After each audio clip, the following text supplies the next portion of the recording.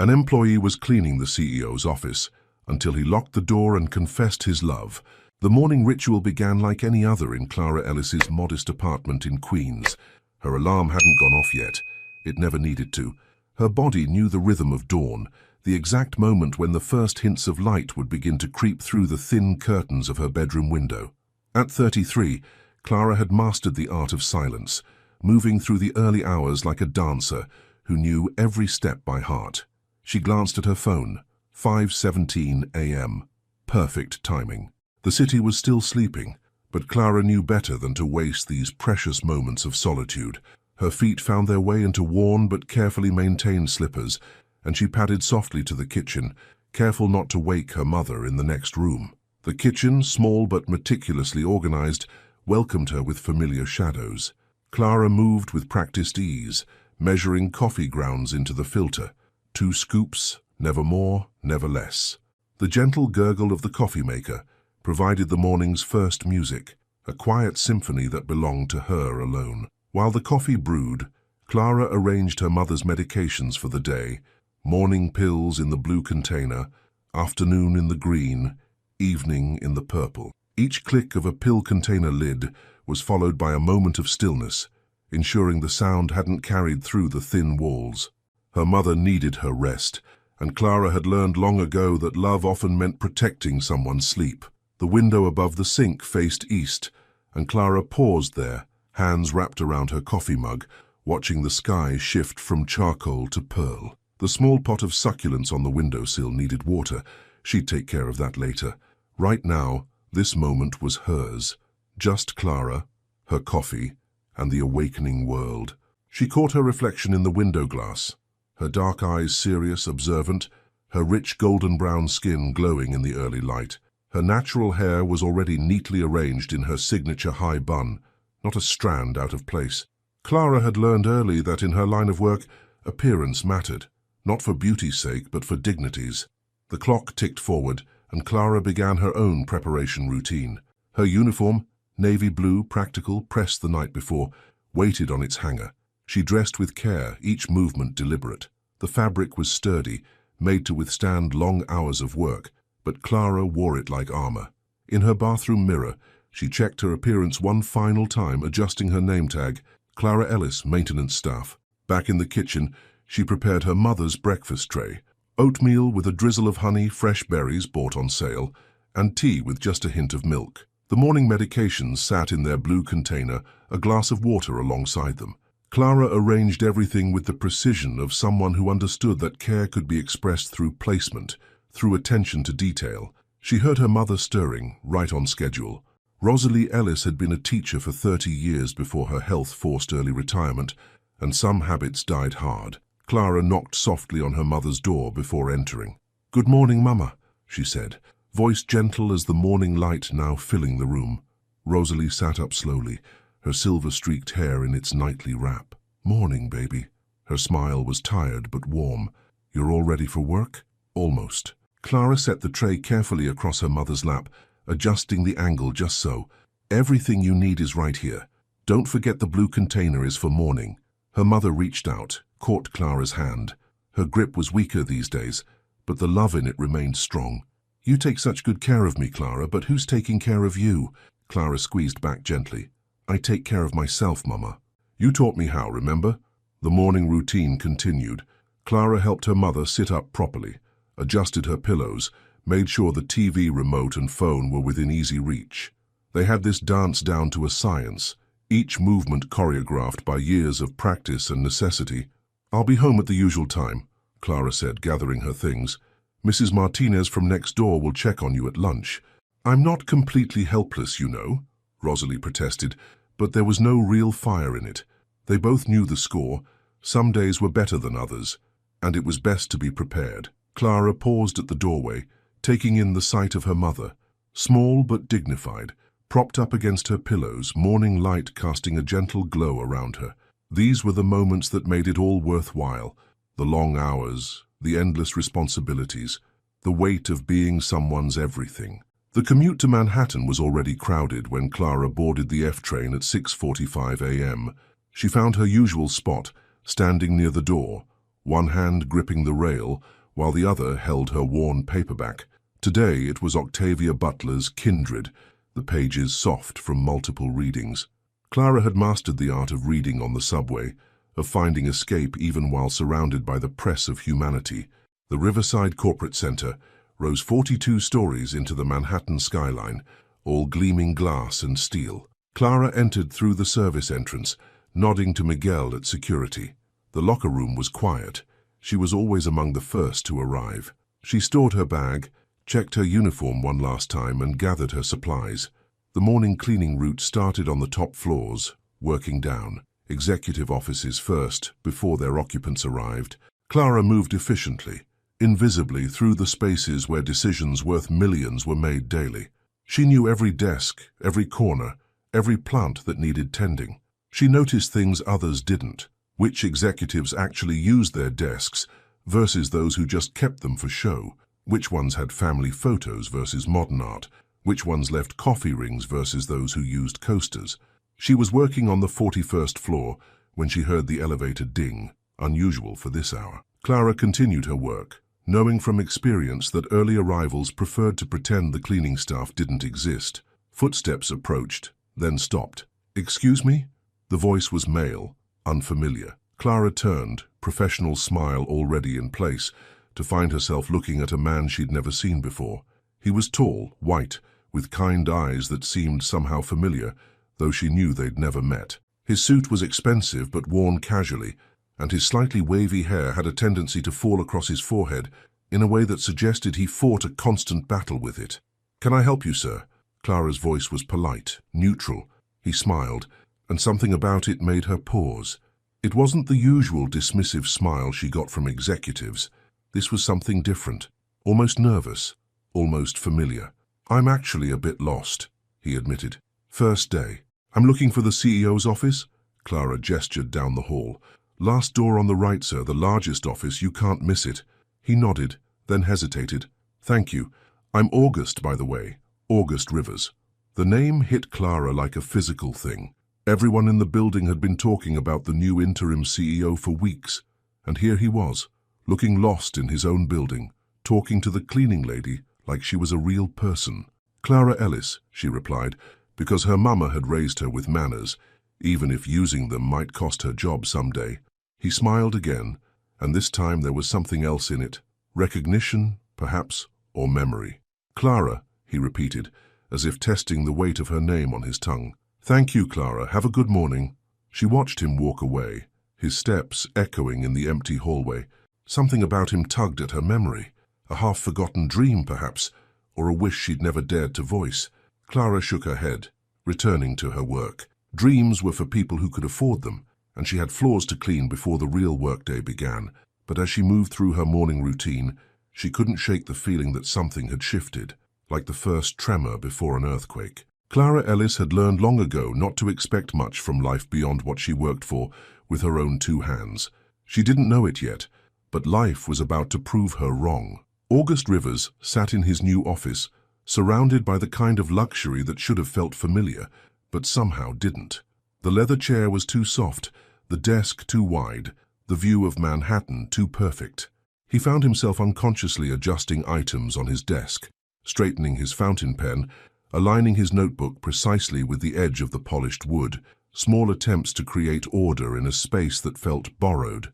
His mind kept drifting back to the woman in the hallway, Clara Ellis. There was something about her that tugged at his memory, like a song heard long ago that he couldn't quite name. Her eyes had been direct, intelligent, carrying none of the artificial deference he was used to seeing from employees. She had looked at him as if she could see right through his expensive suit to the uncertainty beneath. The morning light shifted through the floor-to-ceiling windows, casting long shadows across his desk. August pulled out his leather-bound notebook, a habit he'd maintained since college, preferring the feel of pen on paper to the cold efficiency of digital notes. His handwriting flowed across the page as he began his daily routine of organizing his thoughts. A knock at the door interrupted his reverie. "Come in," he called, closing his notebook. His assistant Laurel entered with a stack of files. "Your morning briefing materials, Mr. Rivers. The board meeting is at 10. She paused, then added, And HR needs your signature on some documents regarding the new maintenance contract. August nodded, accepting the files. Thank you, Laurel. And please call me August. His eyes caught on the maintenance contract, remembering Clara. Actually, could you get me the employee directory for the maintenance staff? If Laurel found the request unusual, she didn't show it. Of course. I'll have it sent right over. Left alone again, August stood and walked to the window. The city sprawled below, a maze of steel and glass catching the morning sun. He'd grown up in this world of high-rises and corporate power, but he'd never felt fully at home in it. His father had been a titan of industry, his mother a socialite who threw the kind of parties that made the society pages. August had done everything expected of him, private school, Yale, MBA, but always felt like he was playing a part in someone else's story. The memory hit him suddenly, clear as a photograph, 5 years ago, in the old office building downtown. He'd been working late, going through acquisition reports when he saw her, a cleaning woman carefully wiping down a desk in the empty office across the hall. What had caught his attention wasn't just her beauty, though that was undeniable, but the care she took with each movement. She had straightened a photo frame, adjusted a wayward pen, treated each item as if it mattered. In that moment, he'd seen someone who, like him, found meaning in the small details others overlooked. That woman had been Clara Ellis. He was certain of it now. The intercom buzzed, interrupting his thoughts. Mr. Rivers, HR sent up those files you requested. Thank you, Laurel. The employee directory confirmed what he already knew. Clara Ellis, employed with the company for 6 years, perfect attendance record, exemplary performance reviews. The photo in her file was standard issue, badly lit fluorescent office lighting, doing no justice to the warmth of her skin or the intelligence in her eyes. August closed the file, troubled by his own interest. He was the interim CEO. She was a member of the maintenance staff. Any interaction between them would be inappropriate, possibly even predatory. He had seen too many executives abuse their positions, treating the workplace like their personal hunting ground. The thought of being like them made his stomach turn, and yet he couldn't shake the feeling that their meeting this morning had been more than coincidence. The way she'd looked at him, as if she too felt something familiar in their brief interaction. The morning passed in a blur of meetings and presentations. August played his part well, the capable executive, the steady hand at the helm, but his mind kept wandering to Clara, to the quiet dignity she carried like a crown. During lunch, which he ate at his desk, another habit his mother would have scolded him for, August found himself watching the city below. Somewhere out there, people were living real lives, unconstrained by the artificial hierarchies of corporate America. He thought of Clara's hands, strong and gentle, and wondered what her life was like beyond these walls.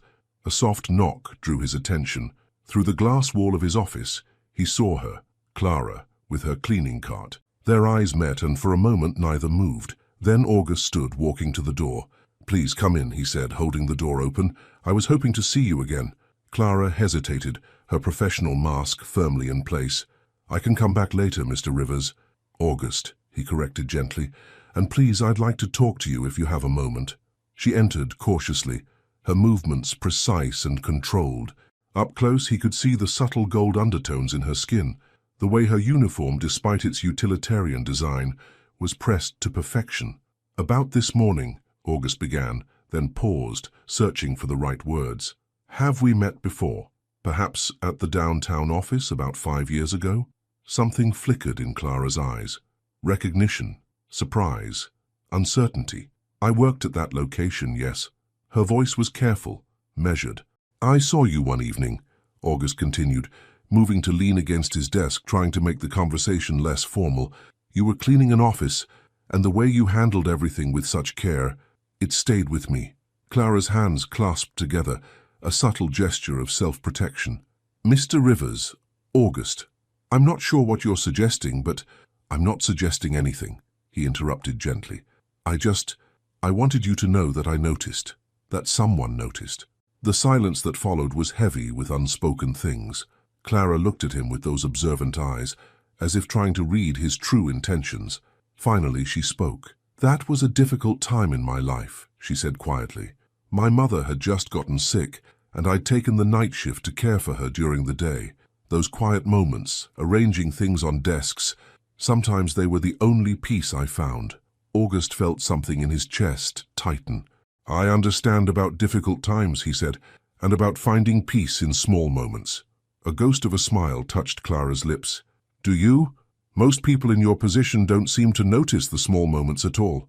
I'm not most people, August replied, then immediately felt foolish for such a cliché response. But Clara's smile widened slightly, becoming more real. No, she agreed. I suppose you're not. The moment stretched between them, comfortable, despite its strangeness. Then Clara's phone buzzed softly, breaking the spell. I should get back to work, she said, straightening. The 41st floor won't clean itself. August nodded, understanding the gentle dismissal. Of course. Thank you for talking with me, Clara. She turned to go, then paused at the door. Those reports you were working on that night, she said, not looking back. You had them arranged in perfect parallel lines. I remember thinking someone else understood about keeping things in order. Before August could respond, she was gone, pushing her cart down the hall with quiet efficiency. He watched her go, feeling as if something important had just happened, though he couldn't quite name what it was. Returning to his desk, August picked up his fountain pen, turning it slowly in his hands. The corporate world had taught him to see everything in terms of assets and liabilities, profit and loss. But there was something about Clara Ellis that defied such simple categorization. She carried herself with a quiet strength that made his world of corporate power seem somehow hollow in comparison. The afternoon sun slanted through the windows, warming his desk.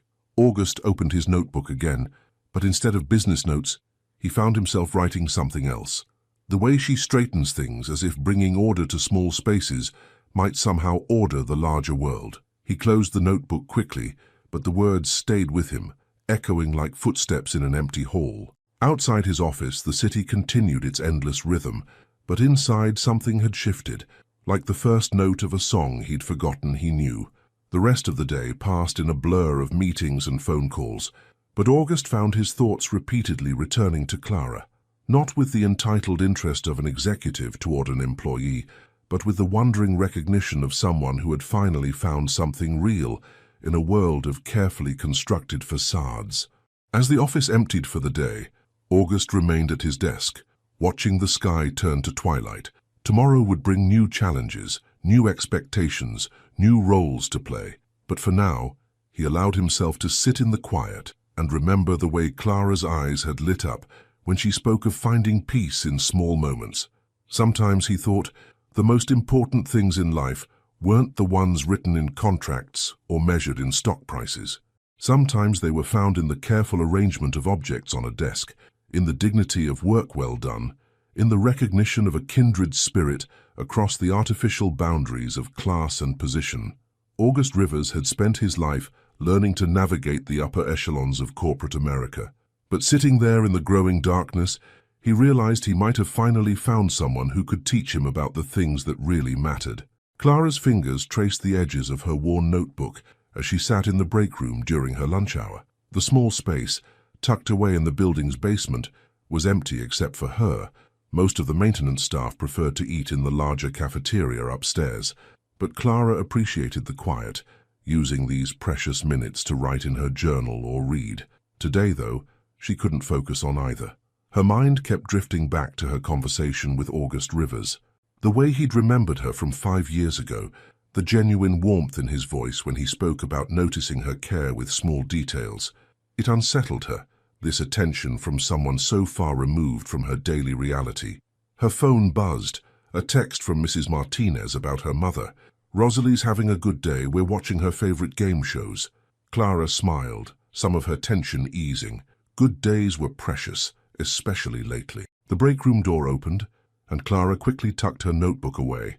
But instead of one of her co-workers, August Rivers stood in the doorway, looking as surprised to see her as she was to see him. I'm sorry, he said immediately. I was actually looking for the maintenance supervisor's office. Clara stood smoothing her uniform. Down the hall, third door on the left. She paused, then added, though Mr. Henderson is usually at lunch this time of day. August lingered in the doorway. What were you writing? The question caught her off guard. Clara glanced at her partially visible notebook. Just thoughts, nothing important. Everything we write is important, he said, stepping into the room. It's a record of who we are in that moment. Clara studied him, trying to reconcile this thoughtful man with the corporate image he was supposed to represent. Do you write? Besides business reports, I mean. A smile touched his lips. I keep a journal. Old-fashioned, I know. My father used to say it was a waste of time. But you kept doing it anyway. Some things we do because they matter to us, not because they matter to others. He moved closer, careful to maintain a respectful distance. What do you write about, Clara? She shouldn't tell him. This was her private space, her private thoughts. But something in his expression, genuine interest without pressure, made her want to share. Observations, mostly, things I noticed during the day. Sometimes poems, though they're not very good. I'd like to read them someday, August said softly. Then, catching himself, he added, if you wanted to share them, of course. Clara felt warmth creep into her cheeks. They're really not worth. Everything we create has worth, he interrupted gently, even if we're the only ones who see it. Before Clara could respond, voices approached in the hallway. August straightened, professional mask sliding back into place. Thank you for the directions, Miss Ellis. He left just as two of her co-workers entered, carrying their lunch bags. Clara sat back down, trying to steady her racing heart. This had to stop. Whatever was happening between them, these chance meetings, these intimate conversations, it couldn't lead anywhere good. The afternoon passed in a blur of routine tasks, but Clara's mind kept returning to the break room, to August's words about writing and worth. As she cleaned the executive offices on the top floor, she found herself paying extra attention to the personal items on each desk, wondering what stories they could tell. At 4:30, Clara was finishing up on the 41st floor when she heard familiar footsteps. August emerged from the elevator, looking tired after what had clearly been a long day of meetings. You're here late, he observed, stopping near her cleaning cart. Extra shift, Clara explained. Covering for a co-worker who's sick. August frowned slightly. You work so hard already. We all do what we need to do. Clara continued wiping down the reception desk, maintaining her professional routine despite her awareness of his presence.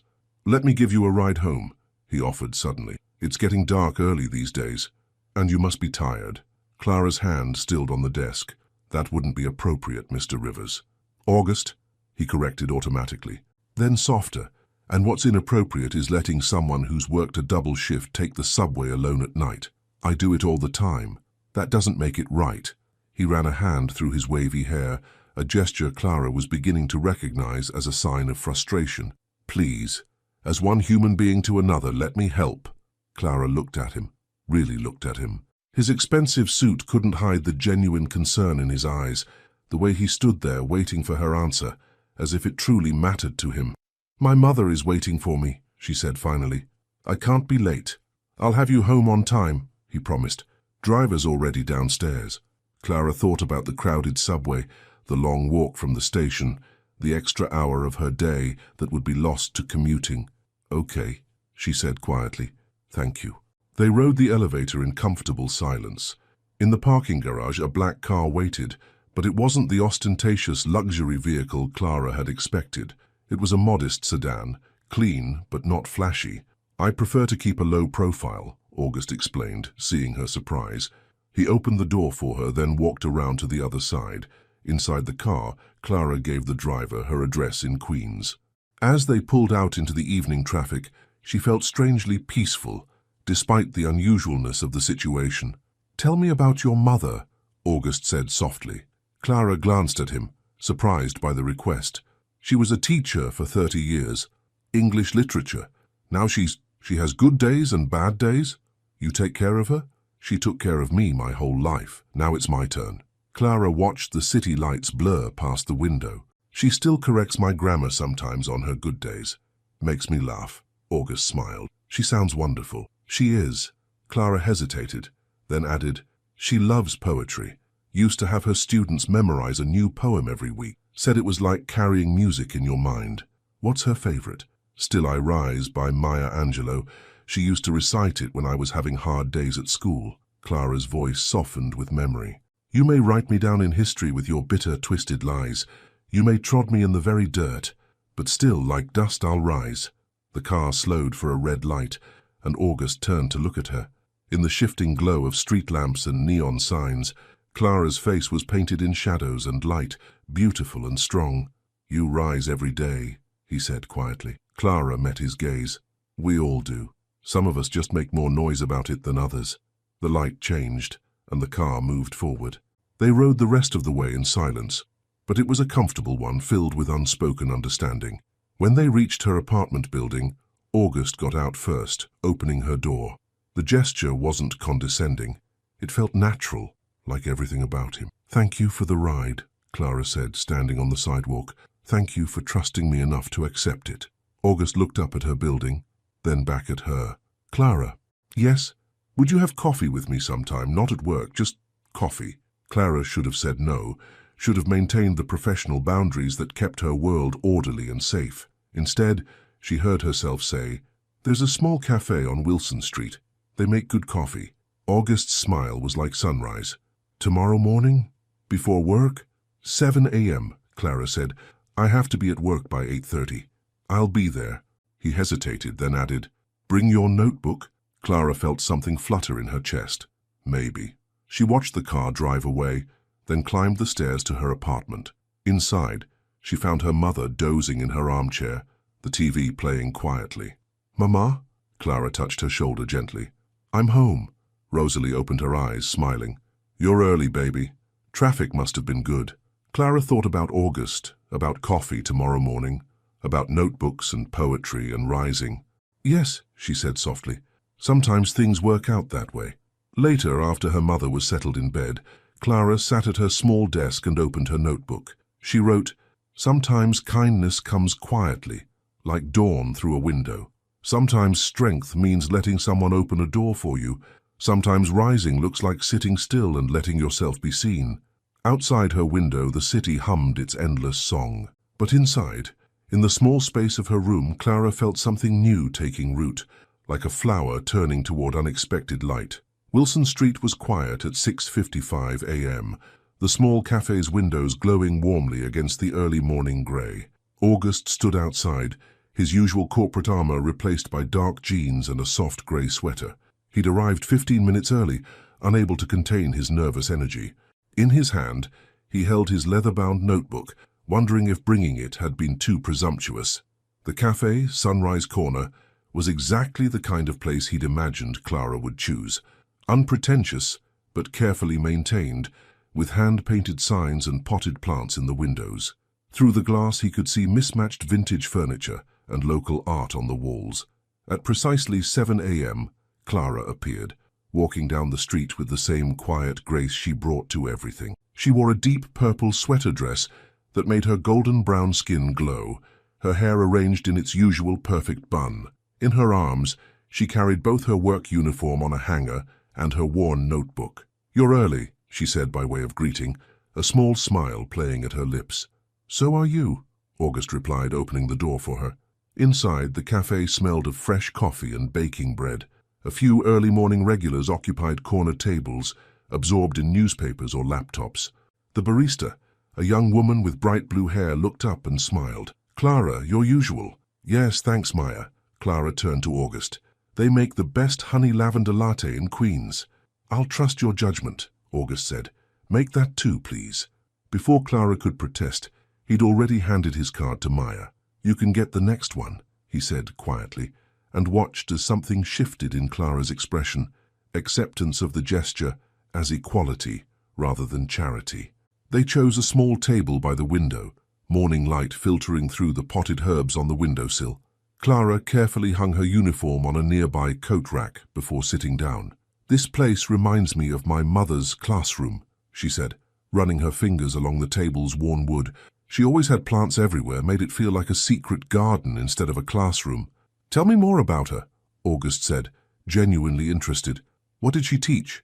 "High school English. She specialized in American literature, but poetry was her real love." Clara's face softened with memory. "She used to say that poetry was democracy in action, that anyone with a voice and a truth could make art." Maya brought their lattes, each topped with delicate foam art. August took a sip and raised his eyebrows in appreciation. "You were right about this."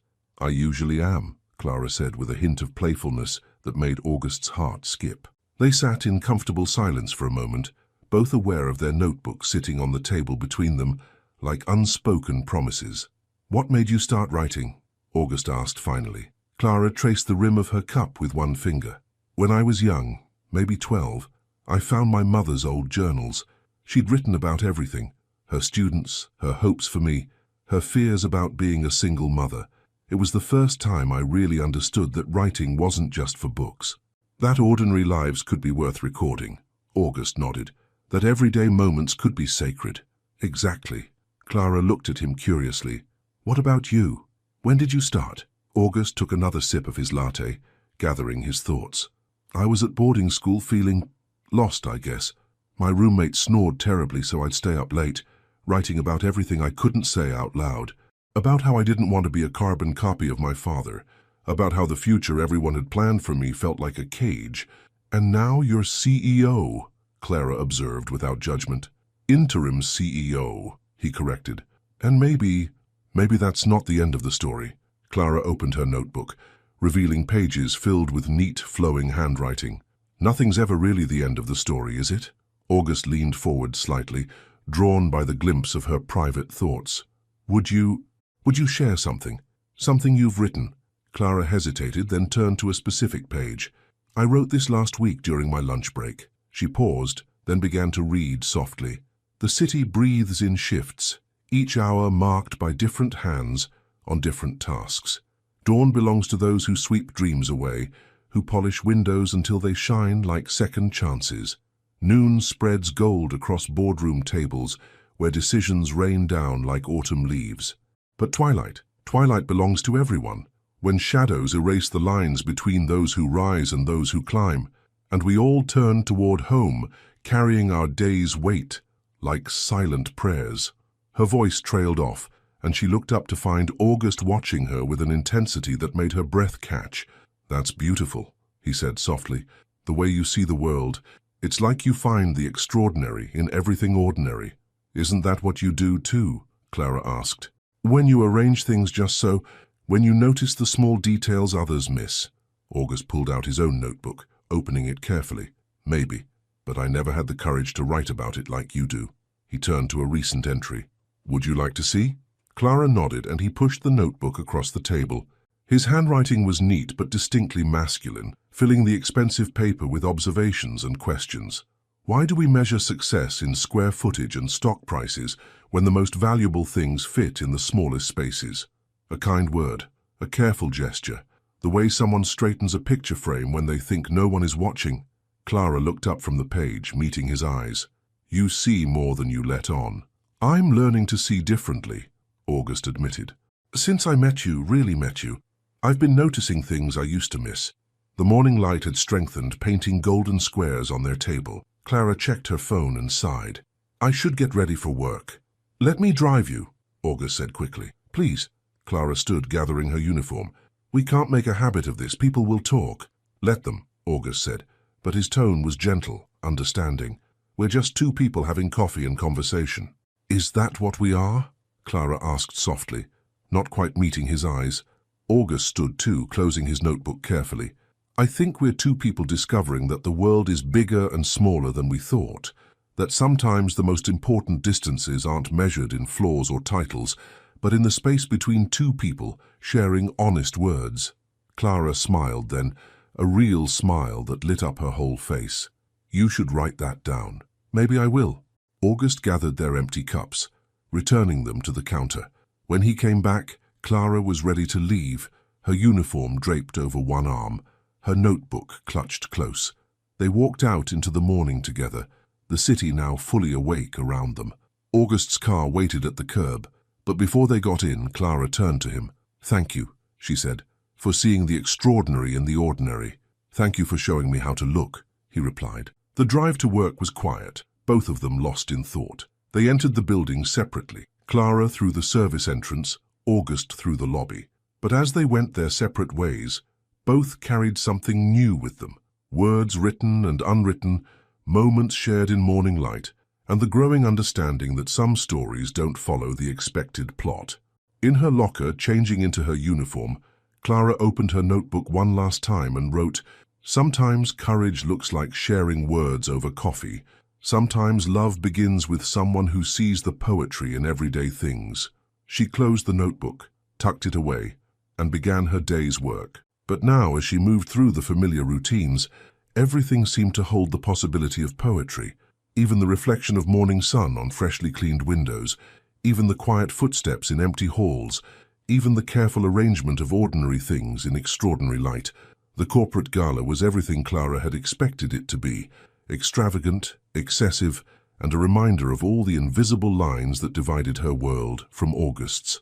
She moved quietly through the crowd in her maintenance uniform, replenishing water pitchers and clearing abandoned champagne glasses, while the city's elite celebrated the company's latest acquisition in their designer evening wear. From her vantage point, near the service entrance, she could see August in his perfectly tailored tuxedo, looking somehow both at home and apart from the surrounding opulence.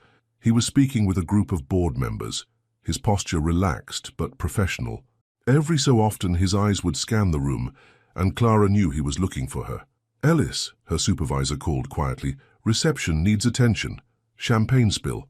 Clara nodded, gathering her cleaning supplies. As she made her way across the ballroom, she caught fragments of conversations about stock options and summer homes. A woman in a red designer gown barely moved aside as Clara knelt to clean the spill, continuing her animated discussion about her recent yacht purchase as if the maintenance staff were invisible. "Excuse me," a familiar voice said, and Clara looked up to find August standing nearby, his expression carefully neutral, but his eyes full of meaning. "Could you make sure the executive conference room is prepared for tomorrow morning's meeting?" It was a thin excuse, but Clara accepted it gratefully. "Yes, Mr. Rivers." She followed him out of the ballroom, away from the noise and glitter, into the relative quiet of the executive floor. As soon as they were alone, August's professional mask slipped. "I hate these events," he said quietly, loosening his bow tie. "All that performative wealth, the casual cruelty of people who've never had to think about anyone but themselves." Clara set down her cleaning supplies. "It's their world. It doesn't have to be." August ran a hand through his hair, disrupting its careful styling. "I've been thinking a lot about what I want to do with my position here, even if it is temporary." "Oh!" Clara leaned against the conference room table, curious despite herself. "I want to make changes, real ones, starting with how we treat our maintenance and service staff." He moved closer, but maintained a respectful distance. "Better wages, comprehensive health care, educational opportunities." Clara studied him carefully. "That won't make you popular with the board." "I don't care about being popular." August's voice was firm. "I care about doing what's right. And watching you tonight, seeing how people treated you and your colleagues, it made me sick." "We're used to it," Clara said softly. "That's exactly the problem." August took another step closer.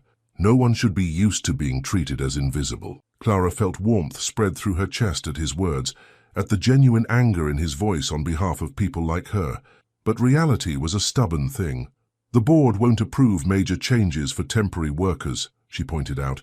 "Then we'll find a way to make the positions permanent, create career paths, opportunities for advancement." His eyes lit up with possibility. "You could go back to school, Clara. Finish your degree." The mention of school sent a pang through her heart. "I can't leave my mother." "There are ways to make it work. Online classes, flexible schedules." August's enthusiasm was contagious. "You're brilliant, Clara. Your writing, your insights. You shouldn't have to hide them." "August," she said his name like a warning, but he continued. "I know it's complicated. I know there are 1,000 reasons why change is difficult, but sometimes we have to believe that better things are possible." Clara looked at him, really looked at him, in his rumpled tuxedo and passionate idealism. "You really mean this, don't you?" "Every word." He reached for her hand, then caught himself, letting his arm fall back to his side. "I've spent my whole life playing by rules I didn't believe in. Maybe it's time to write new ones." Before Clara could respond, voices approached in the hallway. They quickly stepped apart, resuming their professional roles as a group of executives passed by, heading back to the gala. "Thank you for checking the conference room, Ms. Ellis," August said loudly enough to be heard. Clara nodded, gathering her supplies. "Will there be anything else, Mr. Rivers?" "No, thank you." But his eyes said everything his voice couldn't. Back in the ballroom, Clara resumed her duties with a distracted mind. She watched August work the room, saw how differently he interacted with people compared to the other executives. Where they were dismissive, he was attentive. Where they were demanding, he was grateful. Near midnight, as the gala wound down, Clara found a folded note tucked beneath a water pitcher she was clearing. She recognized August's neat handwriting. The lines that divide us are drawn in sand, not stone. Meet me tomorrow at Sunrise Corner, same time. She carefully tucked the note into her pocket, neither accepting nor declining the invitation. But as she helped clean up the aftermath of the gala, the scattered champagne glasses, the crumpled napkins, the evidence of excess, she found herself thinking about change, about possibility, about lines drawn in sand. Later that night, in the quiet of her apartment, Clara sat at her small desk and opened her notebook. Her mother was sleeping peacefully in the next room, her breathing steady and reassuring. She wrote, "They say some lines shouldn't be crossed, but who drew them and why? In a world of artificial boundaries, maybe love is the art of gentle erasure, of seeing beyond the lines to where humanity meets humanity, where hearts recognize hearts, despite the costumes we wear." She closed the notebook and looked out her window at the city lights. Somewhere out there, August was probably thinking about change too, about making the world a little more fair, a little more kind. Clara thought about their conversation in the conference room, about his passionate belief in possibility. It was dangerous to hope, to believe that things could be different. Hope had a way of breaking hearts that couldn't afford to be broken. But as she prepared for bed, setting out her uniform for the next day, Clara found herself thinking about coffee at Sunrise Corner, about sharing words and dreams in morning light. Maybe August was right. Maybe some lines were meant to be redrawn, some rules meant to be rewritten. Her phone buzzed with a text from August. "Whether you come tomorrow or not, know that I meant every word. Change starts with believing it's possible." Clara held the phone for a long moment, then typed back, "Save me a honey lavender latte." She could almost see his smile as he replied, "Always." Setting her alarm for early morning, Clara lay down, her mind full of possibilities. Tomorrow would bring what it would bring. But for now, in the quiet of her room, she allowed herself to believe, just a little, in the power of gentle erasure, in the possibility of change, in the courage of hearts that dared to recognize hearts across invisible lines. Outside, the city hummed its endless song. Inside, a story was unfolding, word by word, moment by moment, in the spaces between what was and what could be. The Sunday morning light filtered through the windows of Clara's apartment, casting warm patterns on the small kitchen table where she sat with her mother. It was their weekly ritual, a proper breakfast together, no rushing, no uniforms, just mother and daughter sharing quiet moments and honest words. Rosalie watched as Clara stirred honey into her tea, her observant teacher's eyes missing nothing. "You're different lately," she said softly. "There's a light in you I haven't seen in a while." Clara's hand stilled on the spoon. "Am I?" "A mother knows." Rosalie reached across the table, her hand covering Clara's. "Tell me about him." The words caught in Clara's throat. How could she explain August to her mother? How could she describe the way he saw her, really saw her, across all the divisions of their worlds? "His name is August," Clara began slowly. He's the interim CEO at work." She watched her mother's expression carefully, expecting concern or disapproval. Instead, Rosalie's eyes softened with understanding. "And he makes you smile. It's not that simple, Mama. Love never is, baby." Rosalie squeezed her hand. "But that's not what I asked." Clara thought about morning coffees at Sunrise Corner, about shared notebooks and quiet conversations, about the way August looked at her like she was a poem he wanted to memorize.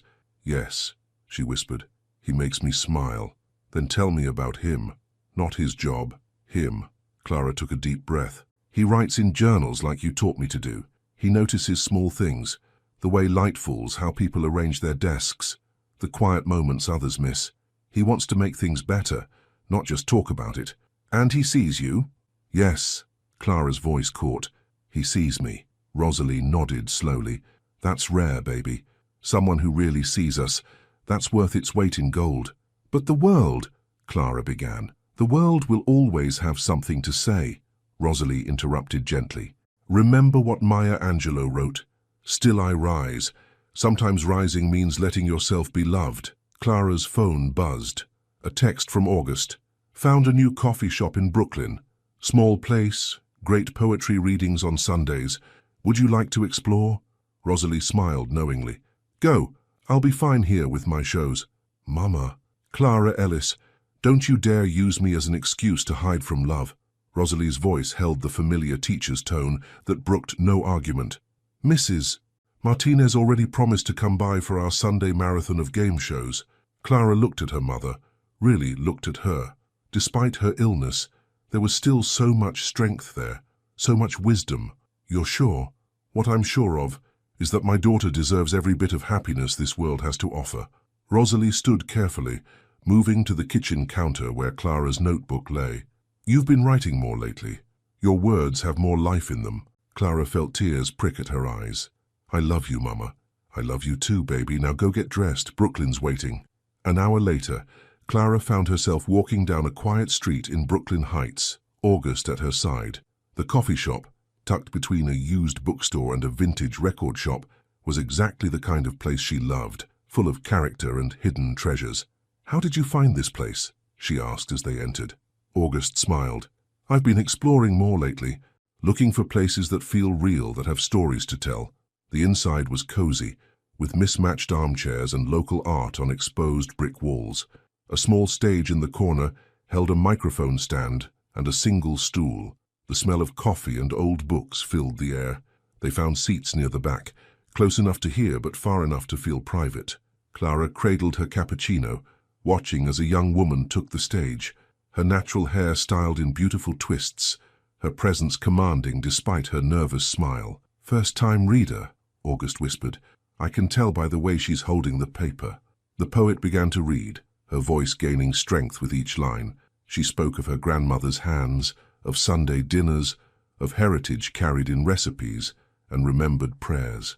Clara felt each word resonate in her chest, saw August watching her reaction with gentle attention. Between readers, they talked softly about everything and nothing, books they loved, memories of school days, dreams they'd set aside. August told her about his first journal, a birthday gift from his mother before she passed away. Clara shared stories about her mother's classroom, about the way she'd taught literature like it was magic. I have something to tell you, August said during a quiet moment. The board meeting tomorrow, I'm presenting my proposal for staff changes. Better wages, benefits, educational programs, everything we talked about. Clara's heart skipped. August, I know it's risky. I know they might fight it, but I have to try. He reached for her hand, his touch gentle but sure. You've shown me what real courage looks like, Clara. It's not about grand gestures. It's about doing what's right, one small moment at a time. They might replace you, she said softly. Then they replace me, but I'll know I tried to make a difference. His thumb traced circles on her palm. I've spent too long playing it safe, following rules that protect the wrong things.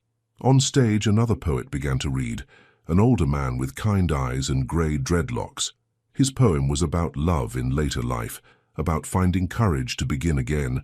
Clara listened, her hand still in August's, feeling the weight of truth between them. My mother knows about you, she said finally. August's hand tightened slightly on hers. What did she say? She said that someone who really sees us is worth their weight in gold. Clara met his eyes. She said sometimes rising means letting yourself be loved. Your mother sounds very wise. She is. Clara took a deep breath. She also said I should stop using her as an excuse to hide from love. August was quiet for a moment, his eyes full of emotion. Are you hiding? Maybe, a little. Clara looked down at their joined hands. It's scary, isn't it? Letting yourself believe in something that seems impossible. Everything seems impossible until it isn't. August's voice was soft but certain. Segregation seemed impossible to end. Women's rights seemed impossible to achieve.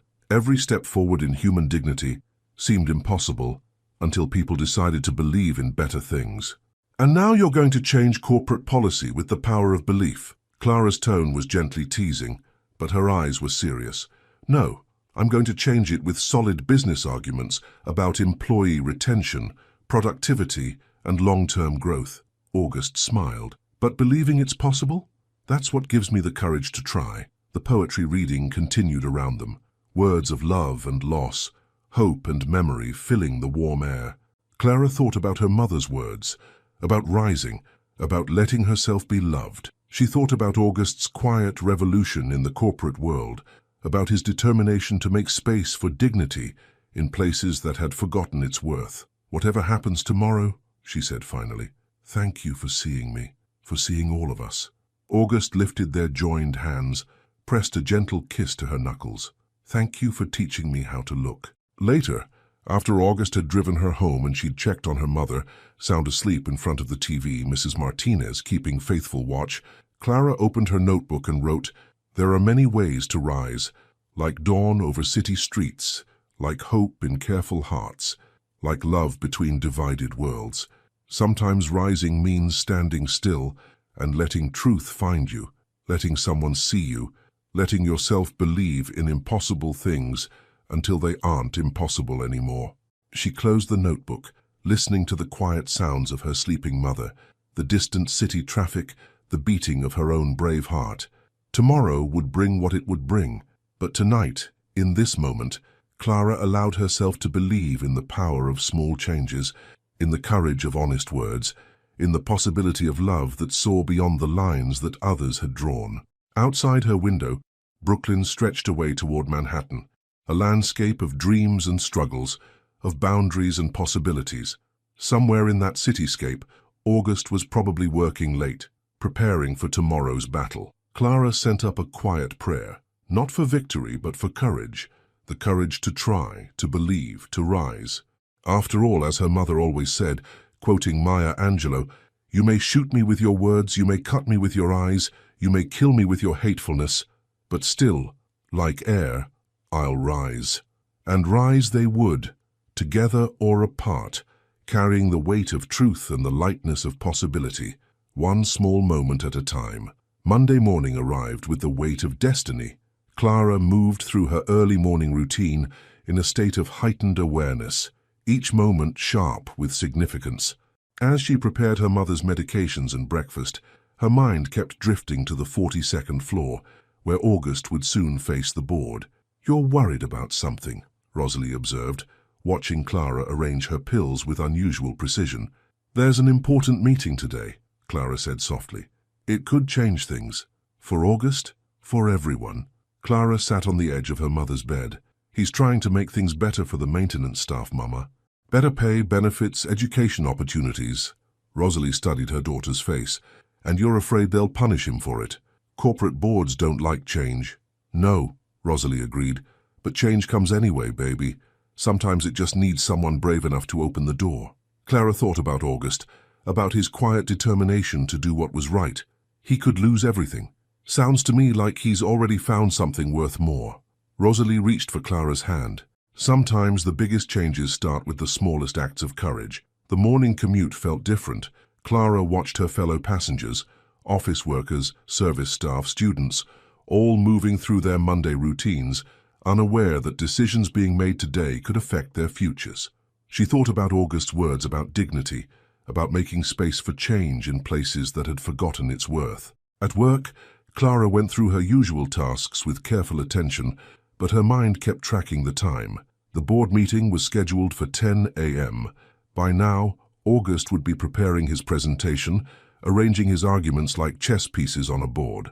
At 9:45, as Clara was cleaning the executive floor bathrooms, she heard familiar footsteps. August appeared in the doorway, impeccable in his dark suit but with tension visible in the set of his shoulders. "I didn't expect to see you here," he said softly. Clara set down her cleaning supplies. "I wanted to be nearby." August moved closer, his voice dropping to barely above a whisper. "Whatever happens in there, Clara, I want you to know something. Meeting you, it didn't just change how I see the world, it changed how I see my place in it. August, let me finish." His eyes held hers with quiet intensity. "All my life, I've been playing a part, written by other people. Being with you, seeing the world through your eyes, it taught me what real strength looks like, what real dignity means." Clara felt tears threatening but held them back. "You don't have to do this." "Yes, I do." August smiled slightly. "You taught me that too. that sometimes doing the right thing isn't a choice, it's a responsibility. Before Clara could respond, they heard voices approaching. August straightened, professional mask sliding into place. "Thank you for your attention to detail, Ms. Ellis." Clara watched him walk away, his steps measured and confident despite the battle ahead. She finished cleaning the bathroom mechanically, her mind in the boardroom where August was about to challenge years of corporate inequality. Time moved strangely over the next few hours. Clara continued her rounds, but every clock she passed seemed to mock her with its slow progression. At 11:30, she heard the elevator ding on the executive floor and watched as board members filed out, their faces unreadable. August was the last to emerge. He caught her eye briefly as she worked, and something in his expression made her heart skip. Not defeat, determination. Later, during her lunch break, Clara found a note tucked into her locker. "Meet me at Sunrise Corner after work. I have so much to tell you." The rest of the day passed in a blur of routine tasks and racing thoughts. Clara cleaned offices, restocked supplies, and tried not to think about the weight of change hanging in the balance. At 5:30, Clara changed out of her uniform and made her way to Sunrise Corner. The cafe was quiet in the early evening, most of the morning regulars long gone. August was already there, sitting at their usual table by the window, his tie loosened and jacket draped over the chair. "I ordered your usual," he said as she sat down. Clara studied his face, trying to read the outcome in his expression. "Tell me." August took a deep breath. It was intense. The board wasn't happy with the proposals. They said they were too expensive, too disruptive to the status quo. Clara's heart sank, but August wasn't finished. "But then I showed them the numbers. Employee turnover costs, training expenses, productivity losses from unstable staffing. I had data from companies that had implemented similar programs, their improved performance metrics, their enhanced public image, their reduced legal liability. And," Clara held her breath, "they're going to do it. Not everything I proposed. Not all at once, but they're starting." August's face broke into a smile. "Minimum wage increases across the board, health insurance for all full-time staff, and, this is the part I fought hardest for, an educational assistance program." Clara felt tears spill over. "You really did it." "We did it." August reached across the table, taking her hand. "Your stories, your experiences, they gave me the ammunition I needed to make them see the human cost of their policies." Maya brought their drinks, honey lavender lattes, now a symbol of their shared moments. Clara wrapped her hands around the warm cup, letting the reality sink in. "There's more," August said quietly. "The board, they want to make my position permanent. They said my innovative approach to human capital management shows promise." Clara's heart did a complicated dance. Joy for his success, fear for what it might mean for them. "That's wonderful." "Is it?" August's thumb traced patterns on her palm. "Taking the position means staying here, making real changes, seeing them through. But it also means—" He paused, choosing his words carefully. "It means navigating complicated waters. Us, for instance." "August, no, let me finish. I've been thinking about this a lot." His eyes met hers, serious and sincere. "I don't want to hide what we have, Clara. I don't want to pretend that class differences or corporate hierarchies matter more than human connection. If I take this position, I want to do it on my terms, openly, honestly." Clara felt the weight of his words, the courage and risk in them. "The board won't like that either." "Probably not. But I've learned something important lately, about the difference between what people won't like and what they can't actually prevent." August squeezed her hand gently. "They can't dictate who we love, Clara. They can only decide how they'll respond to it." The word love hung in the air between them, delicate and powerful. Clara thought about her mother's words about rising, about letting yourself be loved. "What are you saying, August?" "I'm saying I choose you. I choose us. Whatever comes with that choice, challenges, criticism, complications, I choose it all." His voice was soft but certain. "The question is, what do you choose?" Clara looked at their joined hands, at the way they fit together despite all the reasons they shouldn't. She thought about her mother's quiet strength, about August's determination to make change happen, about her own journey from invisibility to being truly seen. "I choose truth," she said finally. "I choose believing that some things are worth fighting for, even when the fight seems impossible." August's smile was like sunrise. Then we'll face whatever comes together. Later that night, Clara sat at her desk, her notebook open before her. Her mother was humming softly in the next room, a hymn about faith and perseverance. Clara wrote, "Some choices reshape the world, not with sudden revolution but with quiet insistence, that love is worth its weight in courage, that change begins in hearts before it reaches boardrooms, that sometimes the bravest thing is simply to stand in your truth and let the world adjust its vision." Outside, the city lights twinkled like stars brought down to earth. Clara thought about August, about choices and consequences, about the power of standing firm in what you believe. Tomorrow would bring new challenges, new battles to fight, but tonight, in this moment, she allowed herself to feel the full weight of hope, not just for herself and August, but for all the invisible people whose lives might change because someone dared to see them, to fight for them, to believe in the possibility of better things. The changes came gradually, like dawn creeping across the city skyline. First, there were the small things: new health insurance cards appearing in employee mailboxes, updated wage statements that made people double-check the numbers in disbelief. Then came the bigger announcements: educational assistance programs, career development opportunities, a clear path for advancement that had never existed before. Clara watched it all unfold from her unique position between two worlds. She still cleaned offices and restocked supplies, but now there was a different energy in the building. People who had never made eye contact before stopped to say good morning. Maintenance staff walked with straighter backs, spoke with more confidence. On this particular morning, Clara stood in the employee breakroom, looking at the newly posted notice about educational opportunities. Her fingers traced the words on the paper: full tuition assistance for approved degree programs. "You should apply," a voice said behind her. Clara turned to find Delia, one of her fellow maintenance workers, watching her with a knowing smile. "I've seen you with those notebooks of yours, always writing, always reading. You've got dreams bigger than this building." Clara smiled back, but before she could respond, her phone buzzed with a text from Mrs. Martinez. "Your mother's having one of her bad days. She's asking for you." The world shifted immediately, dreams and possibilities receding before immediate need. "I have to go," Clara said, already reaching for her bag. "Family emergency."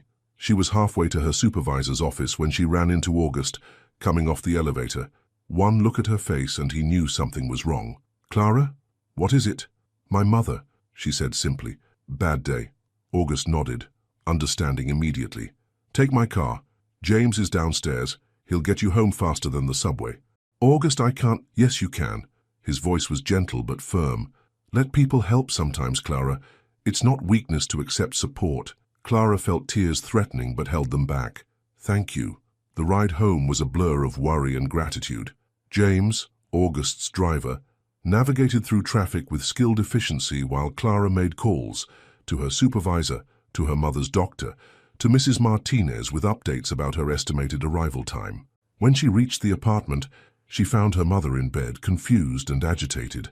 These episodes had been coming more frequently lately, days when the present and past blurred together in her mind. "Mama," Clara said softly, sitting on the edge of the bed.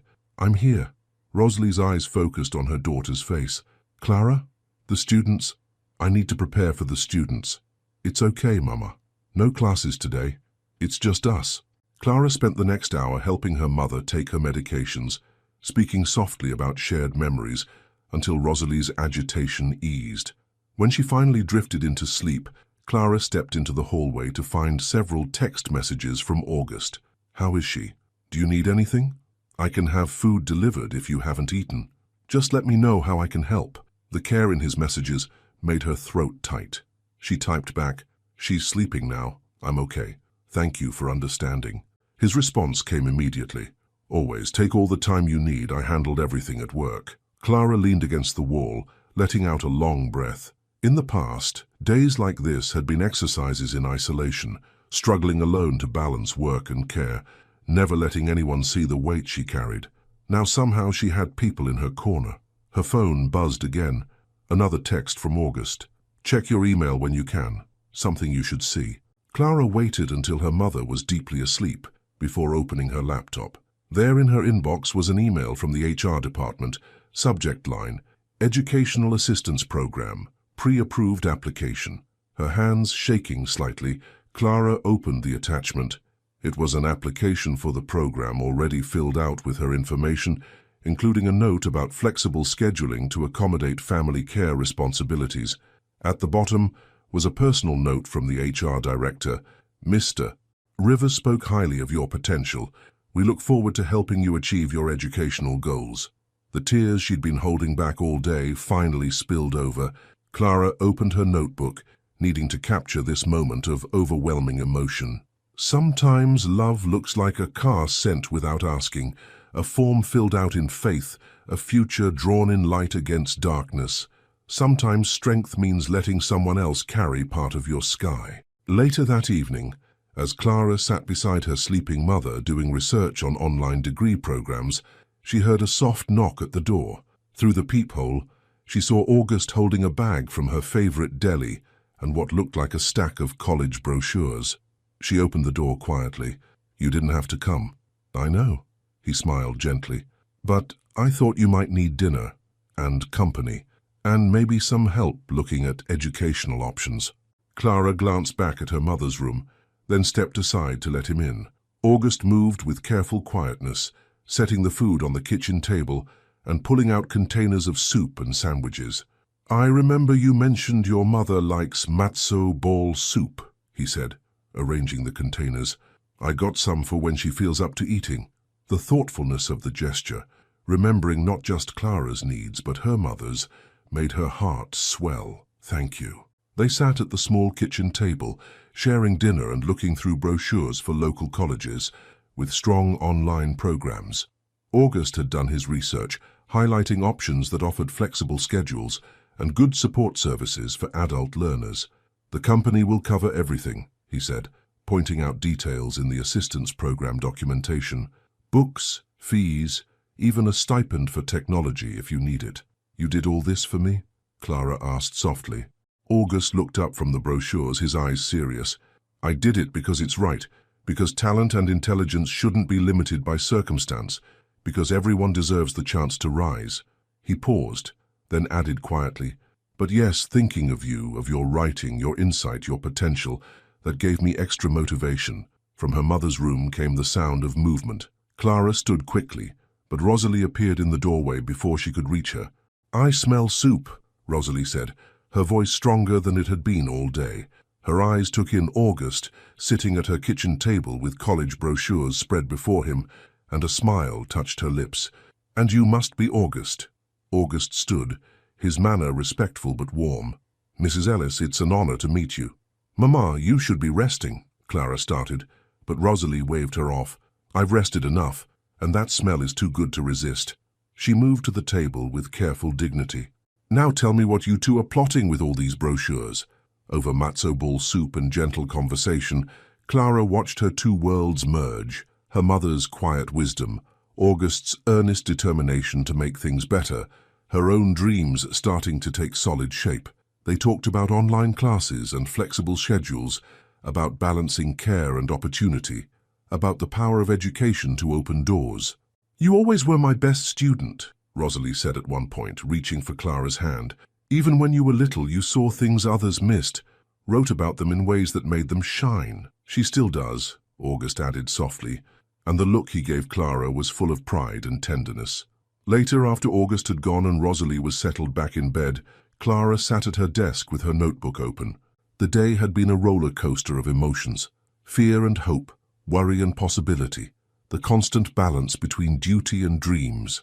She wrote, there are many ways to build a future, with borrowed cars and borrowed courage, with soup served in love's name, with brochures spread like maps to unknown territories. Sometimes the hardest journey is learning to accept the hands that reach to help you rise, learning that love means never having to rise alone. Outside her window, the city lights twinkled with possibility. Clara thought about the application waiting in her email, about online classes and flexible schedules, about August's quiet support and her mother's resilient strength. Tomorrow would bring its own challenges, but tonight she allowed herself to feel the full weight of hope, not just for herself, but for all the dreams that had waited patiently for their moment to rise. 3 months could change everything, Clara realized as she sat in her first online class, laptop open on her small desk. Outside her window, the early autumn evening painted the sky in shades of purple and gold. In her mother's room, Rosalie was having one of her good days, engrossed in a documentary about American literature while Mrs. Martinez kept her company. Clara's introduction to creative writing professor was discussing the elements of narrative structure when a text from August appeared on her phone. "How's class going? Proud of you." A smile touched her lips as she typed back, "Learning about story arcs. Apparently all good stories need conflict and resolution." His response came quickly. "Life seems to provide plenty of both." She couldn't argue with that. The past 3 months had been a whirlwind of changes, each day bringing new challenges and victories. The educational assistance program had grown beyond anyone's expectations. 28 employees now enrolled in various degree programs, each with their own dreams taking shape. But it wasn't just about education. The entire atmosphere of the building had shifted. The maintenance staff had regular meetings with management now, their input valued and implemented. People who had once been invisible were finally being seen. A knock at her bedroom door interrupted her thoughts. "Come in," she called softly. Rosalie entered, moving slowly but steadily with her cane. "I thought you might need some tea for your studies." She set a steaming mug on Clara's desk. "Peppermint with honey, like I used to make during your high school exam weeks." "Thank you, Mama." Clara breathed in the familiar, comforting scent. "Your August called earlier," Rosalie said, settling carefully into the room's only other chair. "Wanted to make sure we had everything we need for my doctor's appointment tomorrow." Clara's heart warmed at the way her mother said, "Your August," at how naturally he had become part of their lives. "He worries. He cares," Rosalie corrected gently. "There's a difference." Through the open door, they could hear Mrs. Martinez in the kitchen, humming as she prepared dinner. Another change. August had insisted on arranging for more consistent home care, making it possible for Clara to focus on her studies without constant worry. "Are you happy, baby?" Rosalie asked suddenly, her eyes keen and observant. Clara considered the question seriously. "I'm hopeful," she said finally. "It's different from happiness. Bigger, maybe. Tell me." Clara gestured to her laptop, where her professor was discussing the power of personal narrative. "I'm learning to shape stories, Mama. Not just write them, but understand how they work. And I'm starting to see how my own story isn't just about me." "Go on," Rosalie encouraged, her teacher's instincts awakening. "The changes at work, they're affecting so many people. Delia's taking accounting classes. Miguel from security is studying computer science. Even Mrs. Henderson from the cafeteria is working on her business degree." Clara's voice grew passionate. "It's like, once people are given the chance to rise, they don't just rise for themselves, they lift others with them. And August," Rosalie's voice was gentle, "how does he fit into this story?" Clara thought about their morning coffee meetings at Sunrise Corner, about shared notebooks and quiet conversations, about the way he fought for change with unwavering determination. "He's learning too," she said softly. "Learning that power can be used to open doors instead of keeping them closed. Learning that love doesn't have to follow corporate hierarchy." Her phone buzzed again. Another text from August. "Board meeting tomorrow. They want to hear from some of the employees in the education program. Would you share your story?" Clara's heart jumped. Speaking to the board meant stepping fully into the light, acknowledging publicly what many already knew privately, that she and August had found each other across all the lines that were supposed to keep them apart. "What are you thinking about?" Rosalie asked, noting her daughter's expression. Clara showed her the text. "It's a big step, Mama. Every step that matters is." Rosalie reached for Clara's hand. "Remember what I taught my students? Your story matters because it's yours, but it matters more when it helps others tell theirs." Clara squeezed her mother's hand, then typed her response to August. "Yes, it's time." The next morning dawned clear and crisp. Clara arrived at work early, changing not into her maintenance uniform, but into a simple navy dress that made her golden brown skin glow. Her natural hair was arranged in an elegant twist, and around her neck she wore the silver pendant her mother had given her for her college acceptance. 20 years delayed, but finally being put to its intended use. August met her outside the boardroom. His eyes softened when he saw her. "You look beautiful." "I look like myself," she replied. "Maybe for the first time in this building." Inside the boardroom, other employees were gathering. Delia in a crisp pantsuit, Miguel in his security uniform, but with a new confidence in his bearing, Mrs. Henderson beaming with pride. They were all there to tell their stories, to show the board the human impact of their decisions. When it was Clara's turn to speak, she stood with quiet dignity, her writer's notebook in her hands. "3 months ago, I was invisible in this building," she began. "I cleaned your offices, refilled your water pitchers, moved quietly through your days without being seen.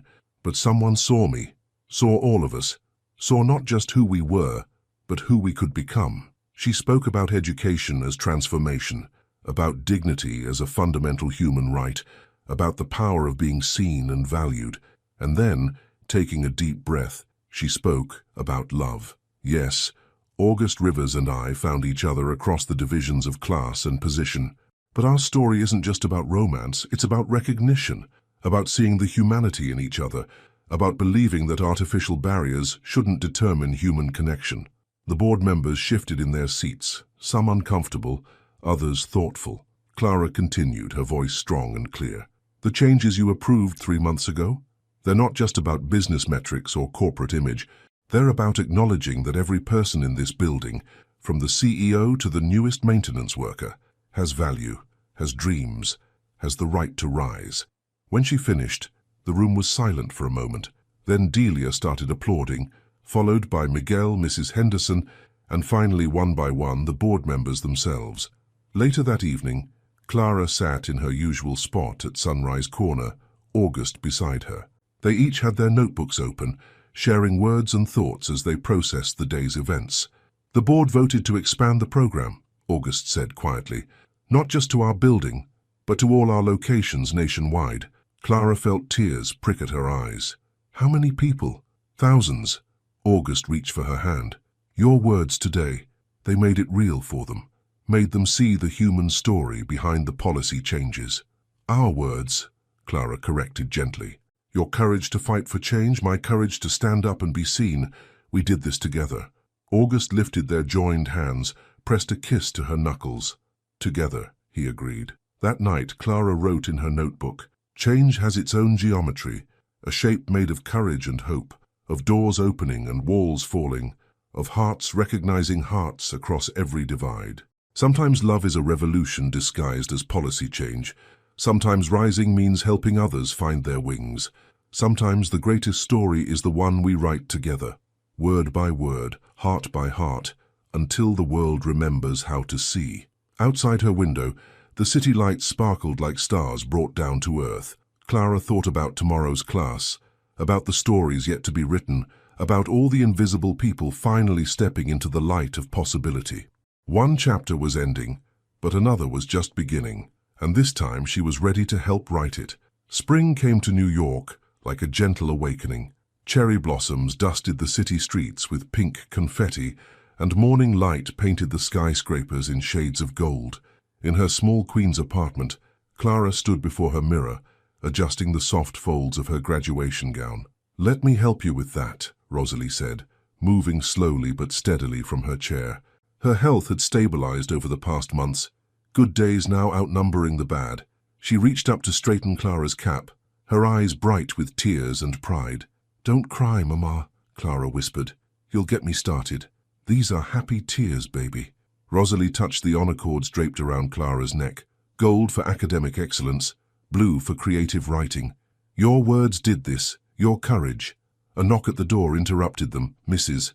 Martinez let August in, and he stood in the doorway of Clara's room, taking in the sight of her in her graduation regalia. He wore a charcoal suit that made his eyes look stormy, and in his hands he held a bouquet of sunflowers, Clara's favorite. "You look like poetry," he said softly. Clara felt warmth spread through her chest.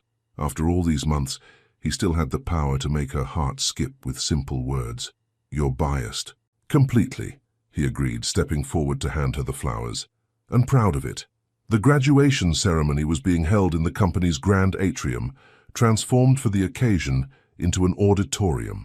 It was the first graduation of its kind, 37 employees receiving degrees through the Educational Assistance Program, each with their own story of transformation.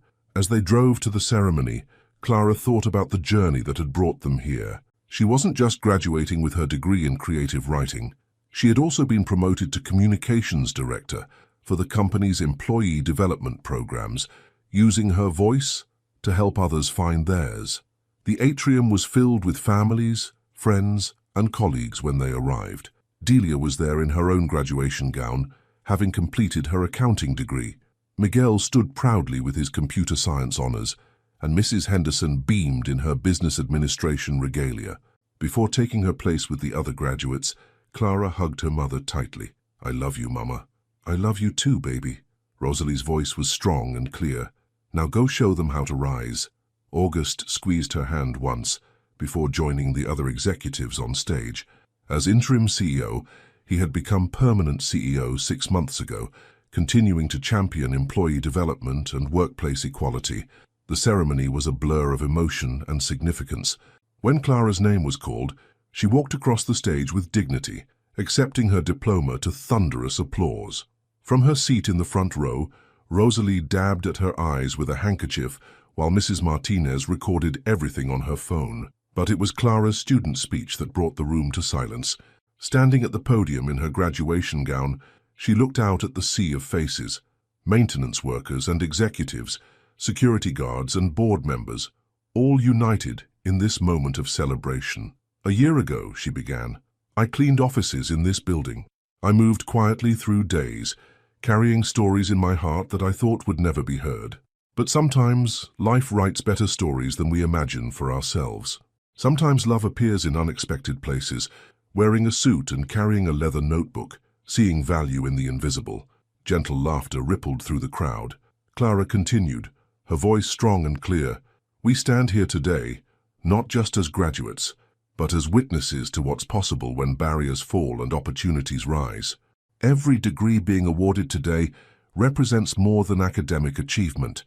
It represents the courage to dream, the determination to rise, and the power of being truly seen." Her eyes found August's on stage, then her mother's in the audience. "We're not just changing our own lives, we're changing the story of what's possible. Every one of us here has learned that education isn't just about books and grades.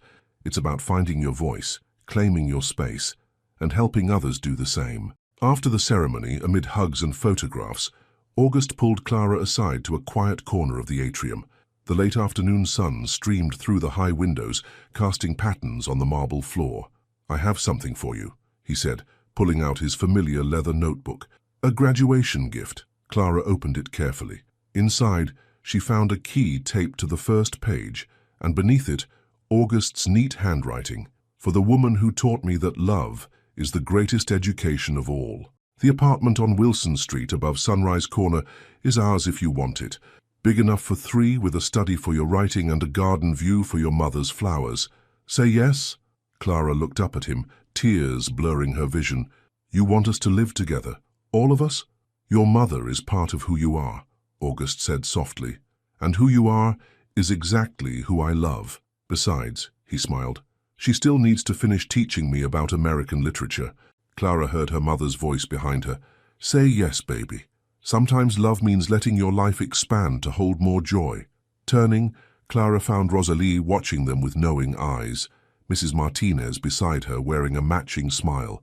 They had known, she realized, had been part of August's planning. "Yes," Clara whispered, then louder, "Yes."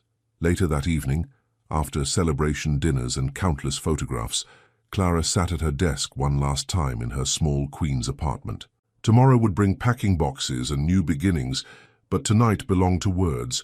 She opened her notebook and wrote, "Some stories end where they began, in quiet moments between twilight and dawn, in the space between who we were and who we dare to become.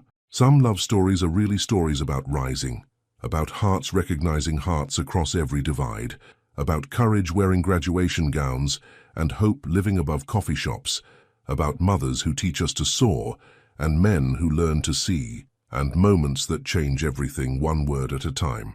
This is not an ending.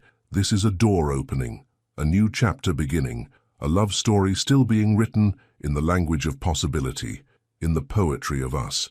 Outside her window, the city lights twinkled like stars, and somewhere in that glittering landscape was their new home, waiting. Clara thought about August, about her mother, about all the lives changed and changing. Tomorrow would bring its own challenges and joys, but tonight she sat in the quiet of her room and felt the full weight of love, not just for August or her mother, but for the story they were all writing together. A story about rising, a story about seeing, a story about love that crossed lines and changed lives. Their story, still being written. 1 year later, the rooftop garden of Sunrise Corner bloomed with morning glory and hope. Clara sat in her favorite spot, a small wrought-iron table nestled between flowering planters, watching the sunrise paint the city in shades of possibility. Her latest book manuscript lay open before her, a collection of stories about transformation, about invisible people finding their voice. Below, the cafe was coming to life. The smell of fresh coffee drifted up, mingling with the scent of herbs from Rosalie's carefully tended garden. Clara's mother had transformed the rooftop into an urban oasis, each plant tagged with literary quotes written in her elegant teacher's hand. The door opened, and August emerged carrying 2 honey lavender lattes. He still wore his running clothes, having just returned from his morning jog, a habit he'd developed since moving to the neighborhood. Corporate life had softened around his edges, making space for a more authentic version of himself. "Your mother's already up," he said, setting down the cups. "She's teaching Maya about Emily Dickinson while they prep the morning pastries." Clara smiled, unsurprised. Rosalie had become something of a neighborhood fixture, sharing literature and wisdom with anyone who showed interest. Her health had stabilized, strengthened perhaps by purpose and community. "The new program launches today," Clara reminded him, though she knew he hadn't forgotten. The educational initiative they'd started had grown beyond their company, spreading to other corporations across the city. Today marked the opening of the first community education center, a place where service workers from any company could come to pursue their dreams. "Nervous?" August asked, taking his seat beside her. "Hopeful," Clara corrected. She reached for his hand, their fingers intertwining with familiar comfort. His wedding band caught the morning light, simple, elegant, engraved with words from her first poem about him. The past year had brought changes neither could have imagined. Their marriage 3 months ago had been a celebration of possibility, maintenance workers and executives dancing together, barriers dissolving in the face of shared joy. The board members who had once looked at their relationship with skepticism now pointed to them as evidence of the company's commitment to authentic change. But the real triumph wasn't in their personal happiness. It was in the ripples their story had created. Across the city, other companies were implementing similar programs. Clara's writing about workplace transformation had been published in major publications, giving voice to those who had long been silent. "Did you see today's applications?" August asked, pulling out his phone. 300 new candidates for the education program. People are starting to believe in possibility again. Clara opened her notebook, a new one, though the same well-loved style. On its pages, she had been collecting stories of transformation. The janitor now teaching literature at a community college, the security guard who'd become a software engineer, the cafeteria worker running her own catering business. She wrote, "Some love stories never end. They just keep opening doors for others to walk through. Some revolutions start quietly, with coffee and courage and hearts that dare to see beyond the lines that divide us. This is how change blooms, one story at a time, one dream rising into light, one morning glory opening to greet the dawn." Below, the city was awakening. Clara could hear her mother's laugh drifting up from the cafe, mixed with the sounds of early customers and Maya's cheerful greetings. Life had found its rhythm, not perfect, but real and rich with meaning. August leaned over, reading her words. "Still writing our story?" Clara smiled, touching the simple ring on her finger. "Our story is just one thread in a bigger tapestry. Look at all the other stories blooming." They sat together in the morning light, surrounded by Rosalie's flowers and shared dreams. Beyond their rooftop garden, the city stretched away toward possibility, each window reflecting the promise of dawn, each heart carrying its own story of rising. Some love stories end with weddings or sunsets, but some, the ones that matter most, end by beginning again, making space for new stories to grow, new hearts to rise, new dreams to bloom in the gardens of possibility. The end. Reflecting on Clara and August's journey, which shows us how love can transcend social barriers and inspire meaningful change. In your life, have you ever witnessed or experienced a moment when someone's love and courage brought about a transformation that benefited not just two people but an entire community? What kind of invisible lines do you think still need to be erased in our society? Your participation in the channel is very important. Please leave your opinion in the comments. Thank you so much for watching until the end. If you enjoyed this story, don't forget to subscribe to the channel, leave a like, and comment your thoughts. Your participation is very important to us. See you next time.